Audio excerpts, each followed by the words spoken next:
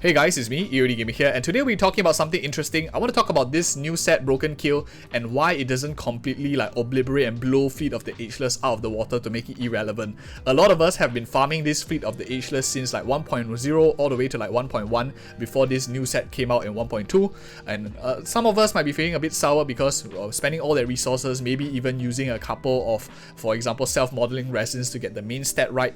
Now, is it really useless? I don't really think so. The TLDR there is still a meta use for this set, and I'll talk about it in a bit. But first things first, let's explain a bit of why this Broken Keel is so good. It gives a lot of crit damage, 10%, and you can stack it up on 3 characters, so everyone giving everyone crit damage. The real question is, do you need this effect resistance? And especially if more monsters start to have, for example, CC or maybe damage over time and a lot of DOT, this effect resistance of 30% actually does add up over time, because you need to have 30% in order to prop this secondary effect as well. If your character maybe doesn't scale off with crit rate, that already has very high amount of crit rate, actually 5% crit damage, giving it to the entire team, it is quite significant, especially if you can put it on supports, healers, tanks as well. I think it's all pretty useful. Very, very strong set in my opinion. But why then do I say Fleet of the Ageless is still relevant? Of course, 8% attack here definitely underperforms crit damage of 10% for a lot of damage dealers in the game like Zila, Yanting, Jingyuan, Blade and stuff like that. Definitely the crit damage is a lot more favored compared to 8% attack. But let me give you first a very simple situation just looking at stats alone. Most characters in the game, I would say majority, would definitely appreciate a 12% HP and scaling off of speed better than scaling off of effect resistance and having at least 30% of it. Of course, effect resistance, for those of you who don't know, is also not very easy to find because there is no particular main stat that gives effect resistance, which means you have to find it in substats. 20% of substats, if it doesn't come from traces of the particular character, is actually quite difficult to get. I think you need at least 5 rolls to get the additional 20%, which is not easy to find, especially if you are sacrificing some other stat for this 20% effect resistance as well. So that is one thing that we want to consider, that the synergies of effect res might not be available for every single character, especially DPS characters. You're taking away 20%, which could have been more offensive stats. So that is one. Characters who are damage dealers might prefer this set if they are going to use this instead of these sets. There is a specific group of DPS characters that would prefer this over this. I'll talk about it in a little bit as well. But really, this one scales off with speed, which is much more favorable compared to stacking effect resistance. You can also get speed from S-Star to get this attack buff as well. Stacking it on 3 characters, you already have a 24% attack buff, and if you do put it on 4 characters, for some reason, that is a very massive 32% attack buff. Which really does make quite a big difference as well. It's practically almost an S-Star buff to the whole team at 100% of the time, and it also stacks on top of that with S-Star's buff that she gives to the entire party as well. Very strong, generally unconditional free stats of sustain as well as offense. Very mix of defensive and offensive. So with that prelude or introduction, who are the characters that I think really benefit from it? The first category of people definitely will be your DOT characters. DOT characters don't care about crit damage. So Sampo, maybe Luca, Kafka when she comes out as well, they definitely prefer attack much more than, for example, crit damage, because DOT scales off with attack. For those of you who are interested in more details of DOT characters and how they scale, I have another video, a full-on guide on DOT in-depth guide.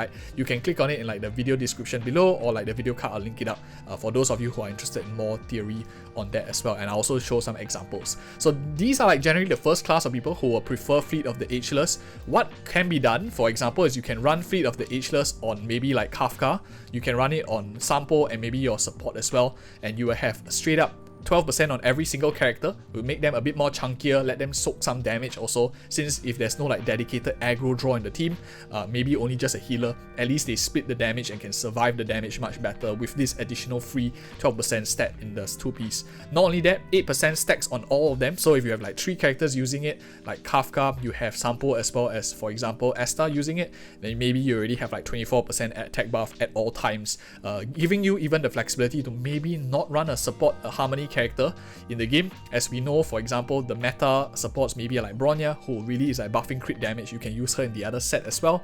For example, Yukong also buffs a little bit more crit rate, crit damage, which could be used in another set as well. Of course, characters like Tingyun, Asta might be possibilities for a DOT team since they buff quite a lot of attack, but Tingyun buffs like one character.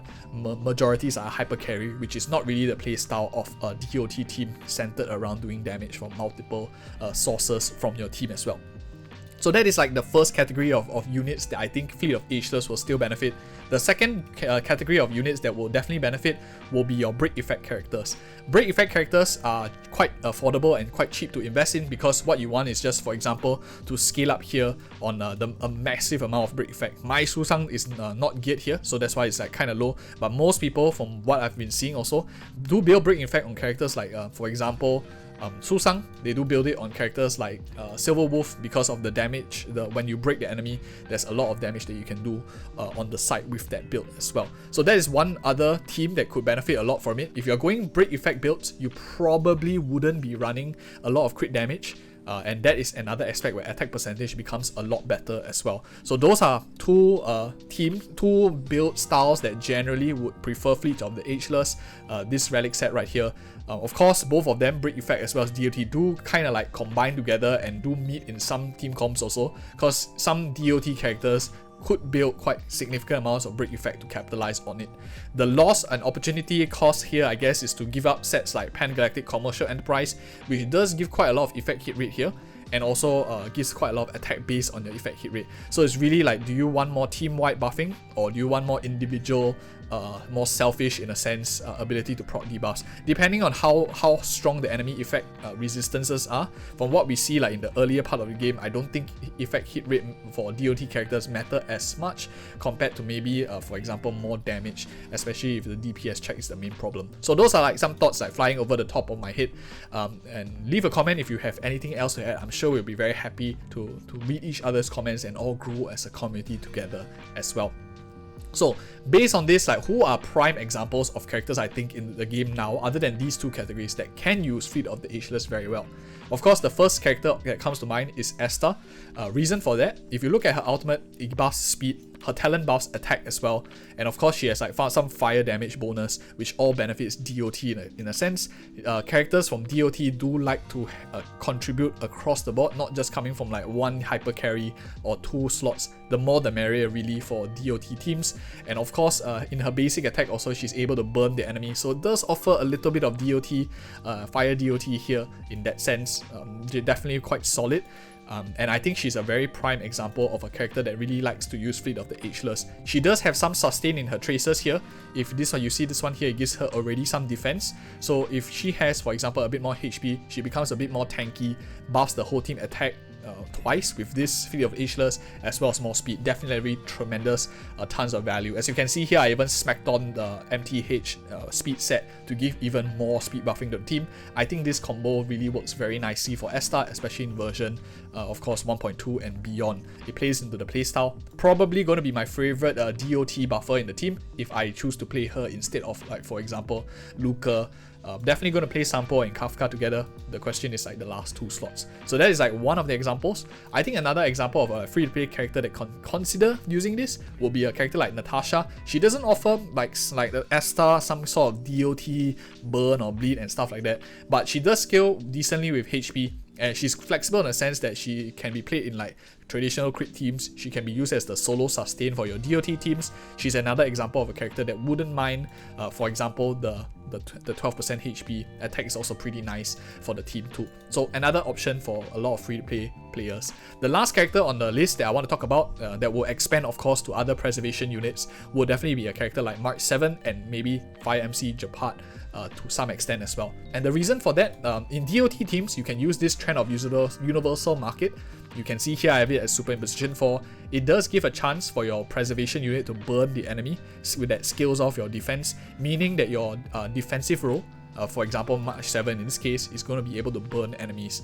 And especially if you have, for example, like E6, like I do March 7, not everyone has it, but eventually if we play the game long enough, we will have it. We do have sustain in her kit.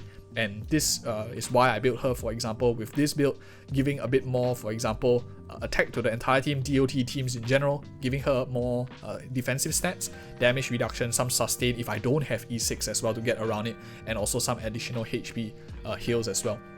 So this is another example of how you can manipulate the old set and use it on existing characters. I really still do like, for example, the energy recharge link rope is still very solid. I actually used my self-modeling resin to get this energy recharge piece back in the days, and I think it's still very relevant. And I hope this video helps you out a bit in terms of like planning your resources and how you can actually execute certain transitions if we are moving over to the new sets as well, and not just feeling bad about the whole overall state of the accounts. And if you found this video helpful, I do a lot of guides on the channel. Do check it out if you're interested. Like and subscribe for more of such future content as well. Thank you so much for watching. See you in the next video.